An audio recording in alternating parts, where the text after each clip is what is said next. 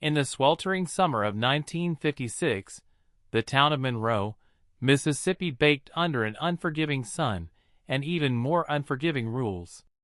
The world was painted in black and white, both literally and metaphorically. There were entrances marked colored, dreams limited by skin tone, and lives tethered to the expectations of a rigid society. For Ruth Ellison, a 27-year-old librarian at the Negro Reading Room in the town's segregated library, life was quiet but predictable. Books became her world, pages safer than streets, characters kinder than most real people. Clara James, on the other hand, was anything but predictable. At 32, she owned and ran the only black-owned beauty parlor in town, Crown and Glory. Known for her sass and sharp tongue, Clara had a reputation that stirred whispers. Some said she dressed too bold, others said she never took interest in any man long enough. But all agreed on one thing: Clara James walked with a confidence that didn't fit a black woman in the South. They met on a rainy Wednesday. Ruth had come to Clara's salon with her younger sister, pretending she was just tagging along. But it was Clara she watched, the way her fingers danced through hair, the sound of her laughter that seemed to echo louder than the thunder outside. Ruth was shy, almost mouse-like in her stillness, but Clara noticed her. "You just gonna sit there quiet all day, or you gonna let me fix that mess on your head?" Clara teased, wiping her hands on a towel. Ruth flushed. I like it the way it is." Clara hummed, smirking. "Well, I like things the way they ain't." That was the beginning. What followed were quiet visits under the pretense of book recommendations and hair trims, letters tucked into returned library books, and glances that lingered too long. At first, they pretended it was just friendship. In the world they lived in, even that was dangerous. A too close friendship between two unmarried black women could spark gossip, and gossip in Monroe could lead to worse. One humid evening, Clara invited Ruth over after closing the salon. The streets were empty, save for the cicadas screaming from the trees. Clara's apartment above the shop was filled with jazz records and the scent of gardenias. "I heard you like Billie Holiday," Clara said, placing a record on the player. Ruth nodded, heart racing. "My mama used to play her." "Then let her sing us something sweet." When Lover Man began to play, Clara reached for Ruth's hand. The touch was electric. They danced, bodies close, breasts shared.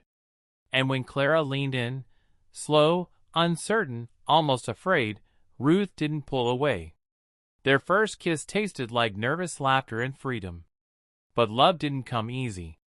Every meeting had to be calculated. They couldn't hold hands in public, couldn't sit too close in church, couldn't risk being seen leaving each other's homes. Even among their own community, being queer was considered a sickness, a sin. The white townsfolk barely saw them as human. Adding queerness to that would make them targets in every sense. One night, a neighbor saw Ruth leaving Clara's apartment. By the next day, rumors spread like wildfire. Ruth's supervisor at the library called her in. "We run a respectable institution, Miss Ellison," he said coldly. "If you value your position, you'll stay away from Miss James." Ruth nodded, swallowing tears. Clara told her to stay away too, for safety. "They already got us by the neck, baby," Clara said, voice thick with emotion. "Don't let them take your future too." But Ruth couldn't live a half-life. Not anymore. So she made a decision.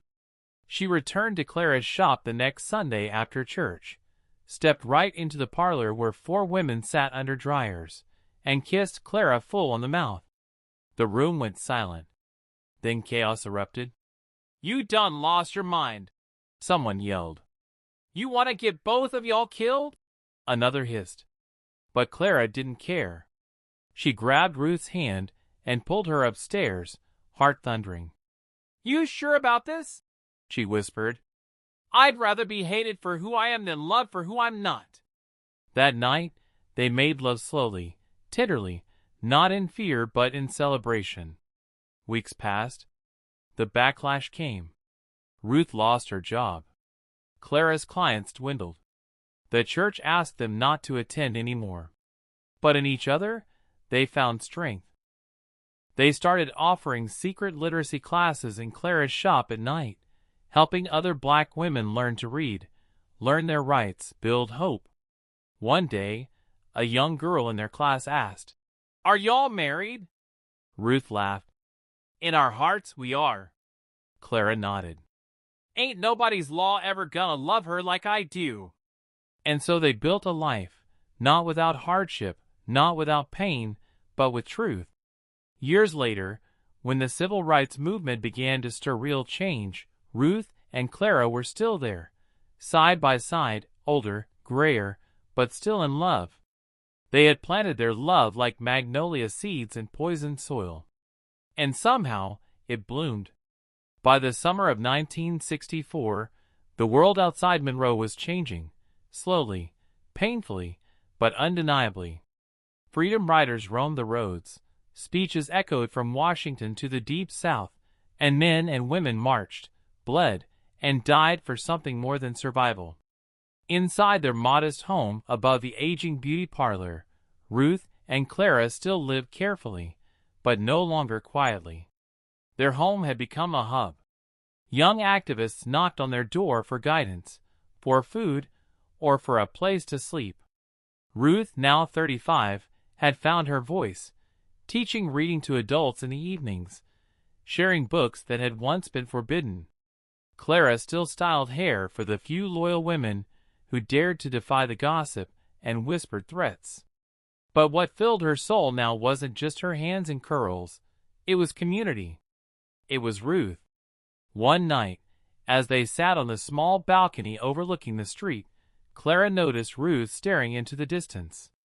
"You think we'll ever be able to walk down that street like anybody else?" Ruth asked softly. "Hand in hand.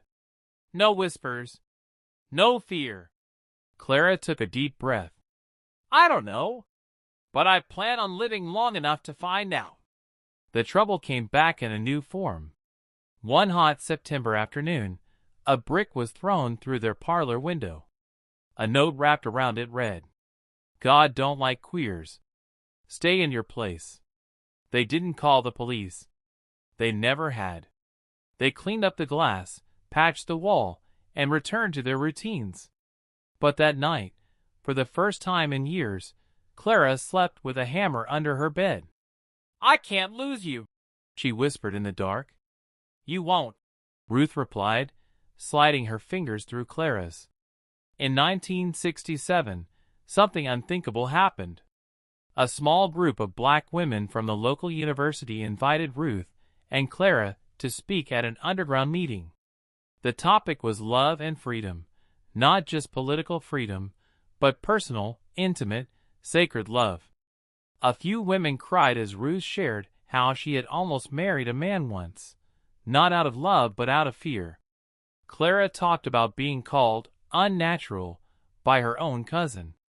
Then she looked around and said, "You don't gotta be what they expect. You gotta be what makes you feel whole."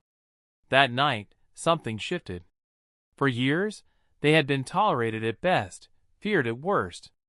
But now, young women looked at them with admiration, respect, some even with envy.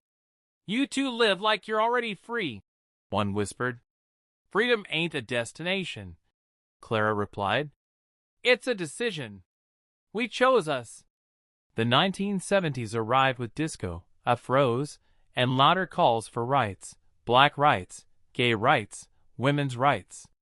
Ruth and Clara were now in their 40s, and their love was no longer new, but deeper, weathered and wiser. They started traveling to nearby towns to speak at women's groups. At first, they were still careful, never staying too long, always watching their backs. But the danger no longer frightened them. They had lived through the worst. They had each other. In 1975, a young filmmaker from Chicago came to interview them for a small documentary on black queer women in the South. It was the first time Ruth said, "lesbian," out loud on camera. Her voice shook, but she didn't back down. "We didn't choose to love each other," she said. "We just chose not to lie about it." Years passed. The parlor became more of a gathering space than a salon. Clara still styled hair, but mostly she taught young women how to open their own businesses. Ruth worked as a tutor and ran a small book exchange. They were never rich, never recognized in the papers, but within their community, they became legends. In 1986, after 30 years of loving Ruth, Clara proposed. They couldn't legally marry, but they didn't care. Their friends gathered under the blooming magnolia tree in the backyard of a neighbor's home. Ruth wore a cream dress. Clara wore a suit with a gardenia on her lapel. There were no priests, no courthouse, only vows. "I promise to fight beside you, love beyond fear, and grow old in your arms," Clara said. "I already did," Ruth smiled. They kissed to the sound of laughter, jazz, and wind rustling through magnolia leaves. In 1993, Ruth passed away peacefully in their shared bed, Clara holding her hand. She was 74. Clara stayed in Monroe, alone but not lonely. The town had changed, still imperfect, still struggling, but no longer silent. A mural appeared one year on the side of an old brick wall. Two women beneath a magnolia tree, fingers intertwined. Clara wept when she saw it. A girl, no older than 20, came up to her and said, "My mama used to talk about you and Miss Ruth. Said y'all taught her how to be brave." Clara smiled. "We just taught each other how to live." Clara died 3 years later, her last breath whispered in her sleep. She was buried beside Ruth in a small cemetery on the edge of town. The tombstone read, "Ruth Ellison and Clara James. We chose us." Dove legacy. Decades later, their story became a cornerstone of Monroe's hidden history. Young queer black women would visit their grave, leaving magnolia petals and handwritten notes. They hadn't changed the world, but they had changed theirs. And that was enough.